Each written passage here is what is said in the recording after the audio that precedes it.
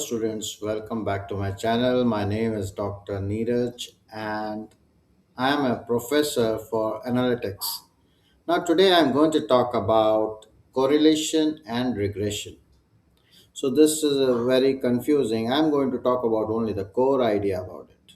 So, when we talk about correlation, we're talking about a relationship with the strength of the relationship and the direction of the relationship. But when we're talking about regression, we're basically talking about the prediction.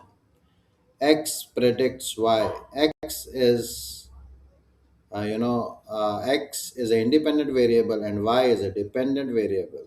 So independent variable can help to predict Y.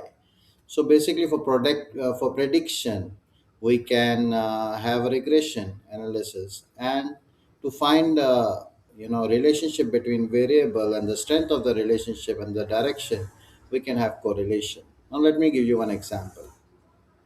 Suppose there is an ice cream seller, and his ice cream sales are increasing, and it is going on increasing and increasing. It comes to the peak. So is nearby there is a swimming pool, and the crowd over there is also increasing. Sales is increasing of ice cream, and also crowd is also increasing. So we can say that there's a positive relationship. Direction is positive, and is a strong relationship. We can say, and we can say that definitely this is a correlation. But why I'm not saying, why I'm not saying regression, because it is not because of this particular ice cream sales the crowd is increasing. The reason can be something different. So what could be the different reason for that? The different reason could be the increase in temperature. It is a hot weather. Because of that, the crowd is increasing.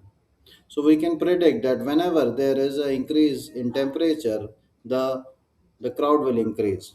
Safely, I can predict. But I cannot say when ice cream sales will increase, the crowd will increase in the swimming pool. I cannot say that because let's assume that ice cream sales guy goes off. Still, the crowd will be there. This is not. This is not a independent variable which we are talking about, which will predict the dependent variable. But what is the actual independent variable which can predict the crowd in the swimming pool?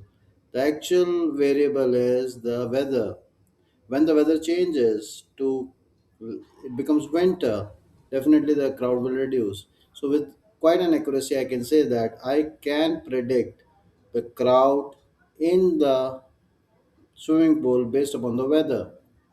So when it is summer, the crowd will increase. When it is winter, the crowd will reduce. So we can see that there is a prediction pattern.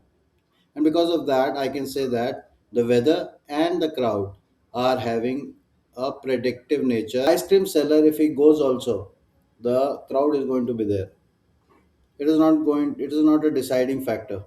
So this is what it is important. Other thing which I would like to say is when we are predicting, we keep like there is a slope, there's a concept of slope. But what is the inference of that slope? We say that one unit change in IV will lead to x and y z, whatever is slope amount, zero point 0.5 unit change in dv, keeping all other variables constant. Because why all other variables constant, I'm saying?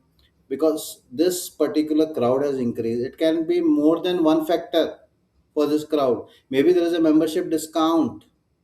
I've not considered that. So I keep all other variables constant. I try to find two variables which are having correlation and find another two variables which is having regression. This is the exercise for you. Good luck.